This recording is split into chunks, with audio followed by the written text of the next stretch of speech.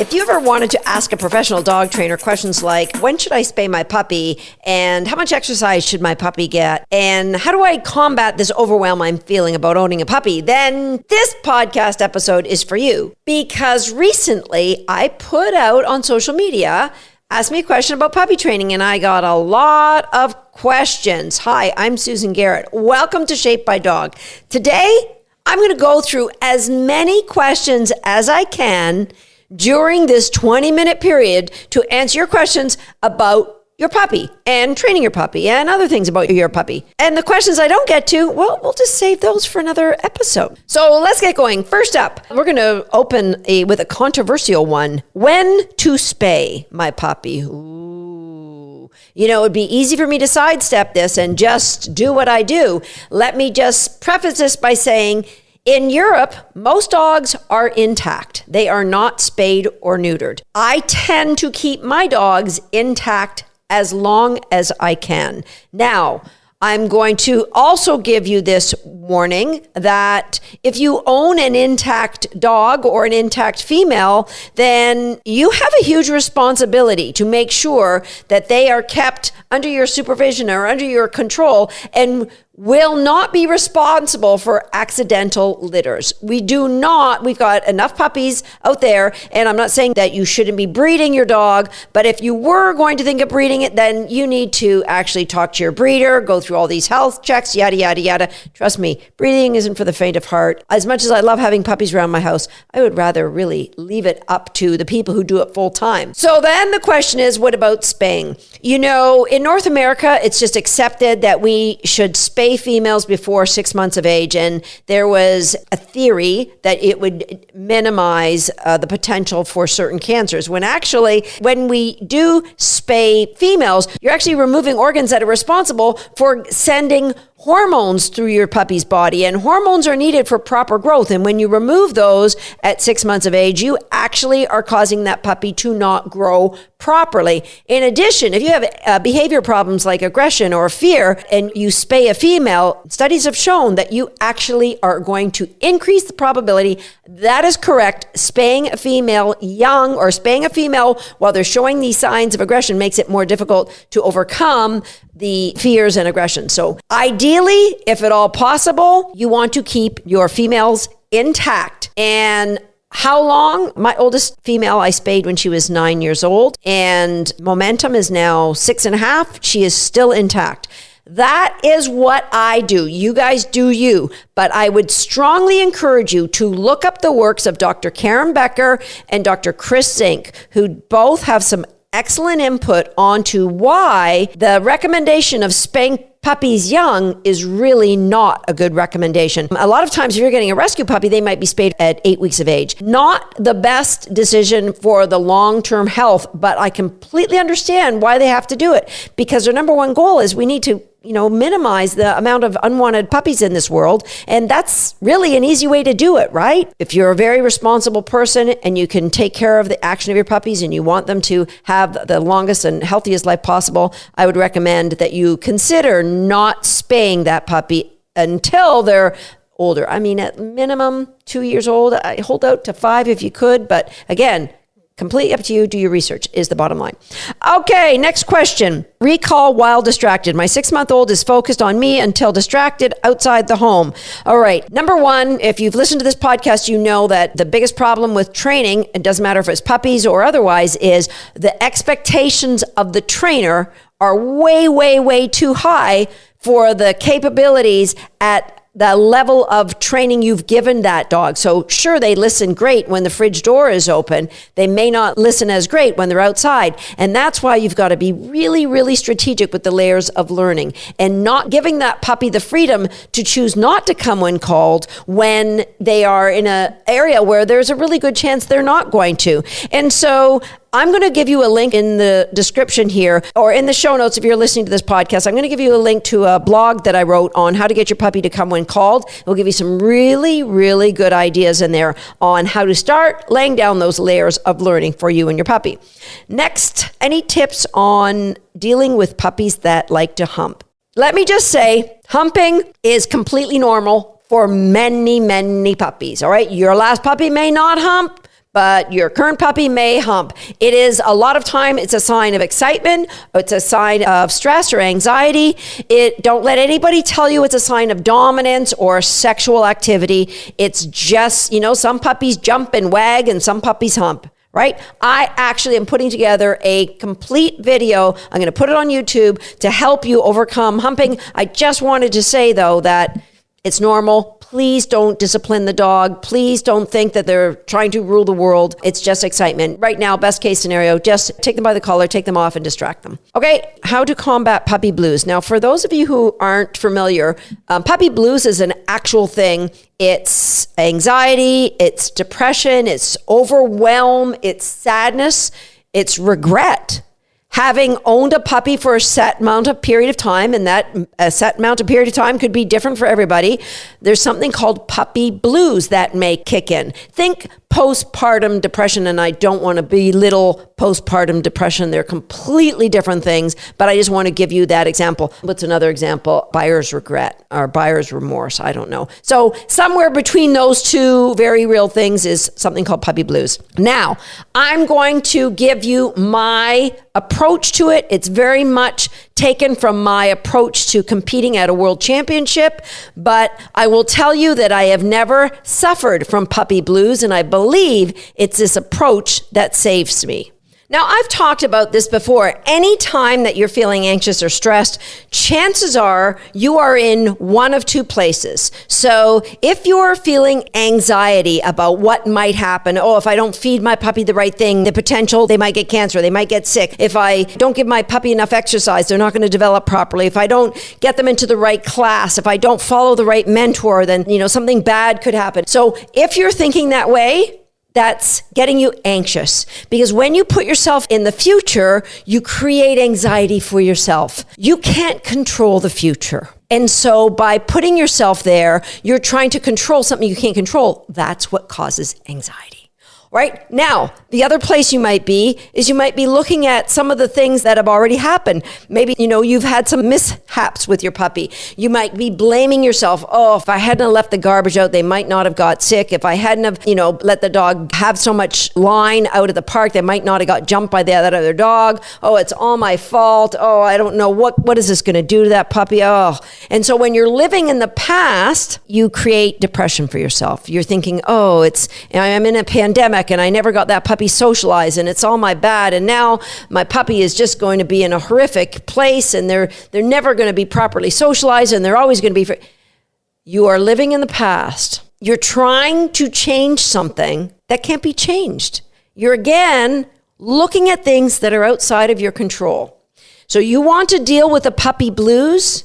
Think about what is in your control right now. Your ability to learn. There's over 100 podcasts here. Every single one of them will give you really good dog training information, 100% free for you. And once you've gone through all my podcasts, you can go to my blog where I've got all kinds of articles that you can carry on, and go to my YouTube channel where there's some demonstrations of really good dog training games that will take you to a better place.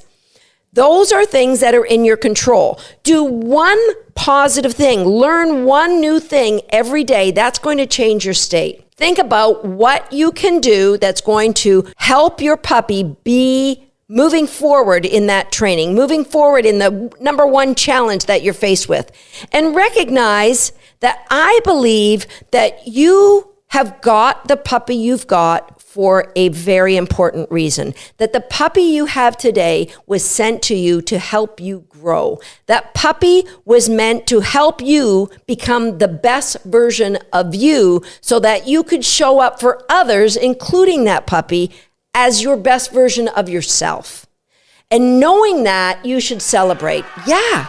So all of the things that happened in the past that I was worried about, that I've screwed things up, I let this happen, actually happened so that you found Susan Garrett's podcast, so that you could be sitting here listening to her talk about how you can get out of the puppy blues. That all of those things, I believe, they're all brought to us by owning a puppy to help us elevate to be that person we're meant to be. And so ask yourself, If you're feeling depressed, if you're feeling anxious, if you're feeling overwhelmed, am I thinking about something outside of my control? What can I control right now? What can I learn? What can I do with my puppy? What can I do? One thing that's going to bring my puppy joy. Go out and do that, and then sit down and learn something new.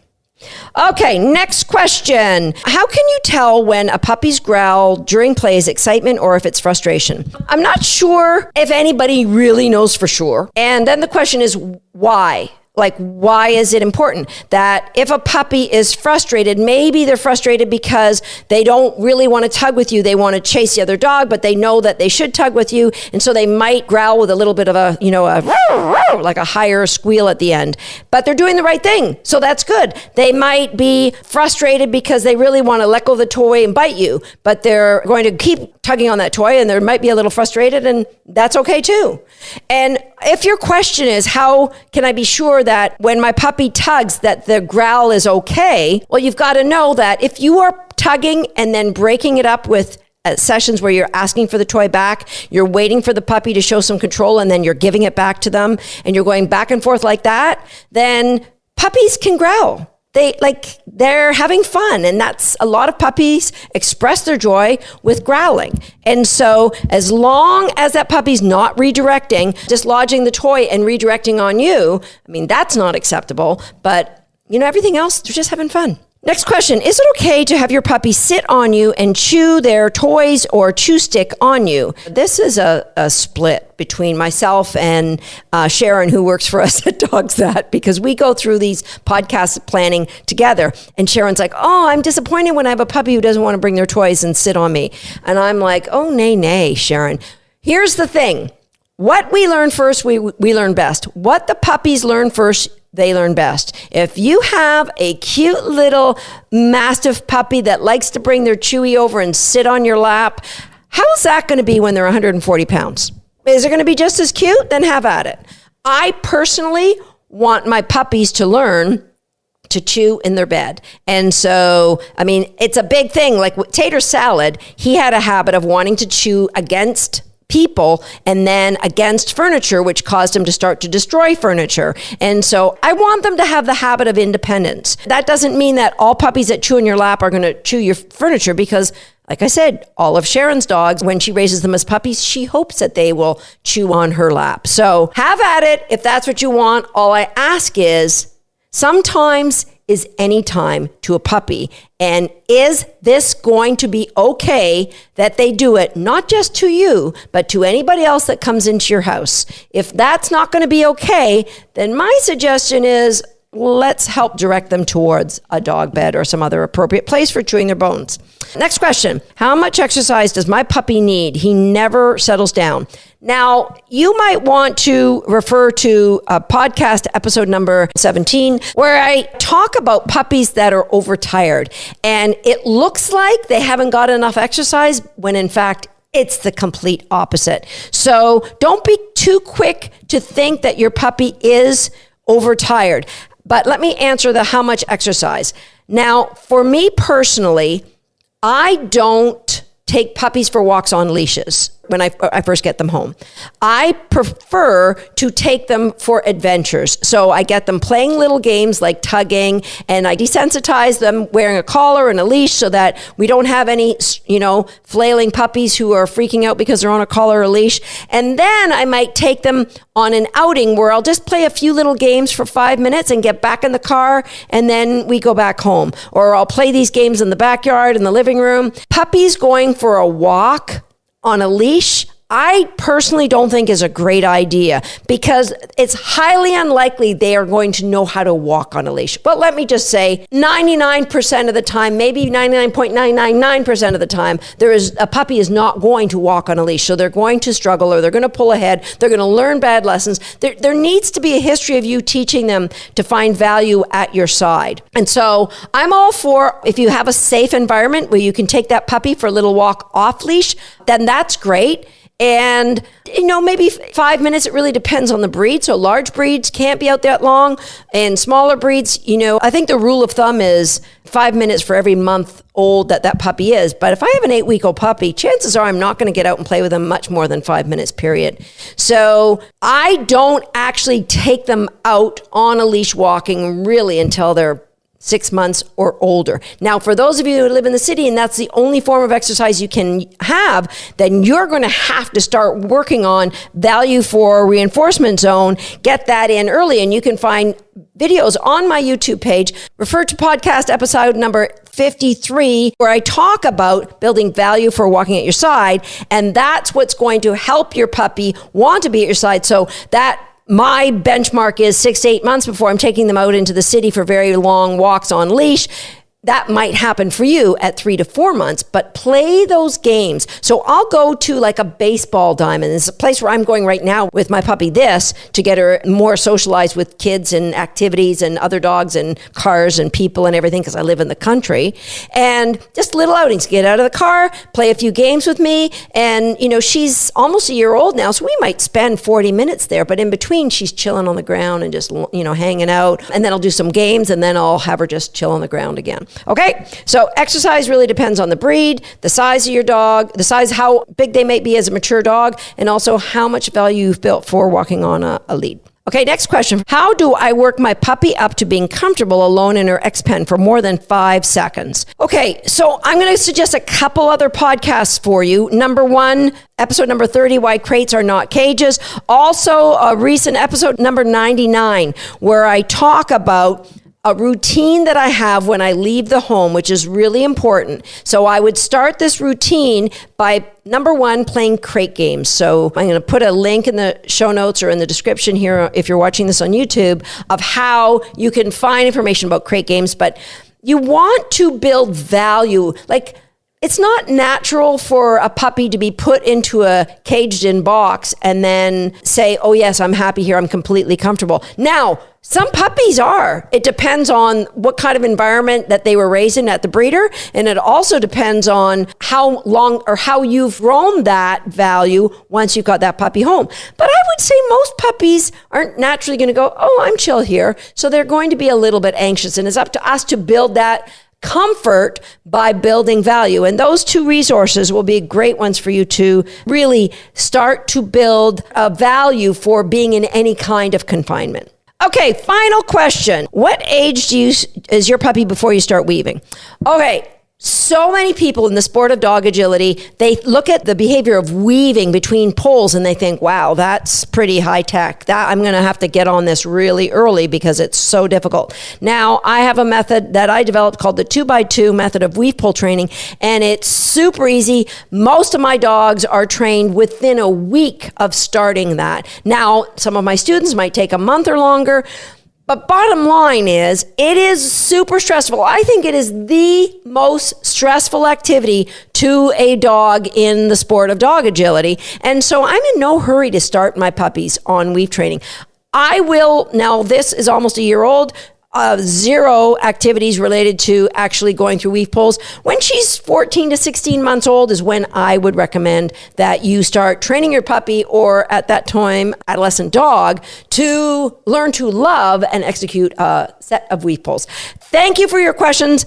Thank you, everyone. I will get to more puppy questions in upcoming episodes of Shaped by Dog, but that's it for today. Thank you for your questions. I'll see you next time here on Shaped by Dog, or Shaped by Puppy, as the case may be. I think what he's saying is he can't reach your subscribe button from where he's sitting, so could you please subscribe for him? And while you're there, turn on the notification bell so you will never miss another video from us. And if you're already a subscriber, well, hey, that's for you. Go get yourself your favorite reinforcement.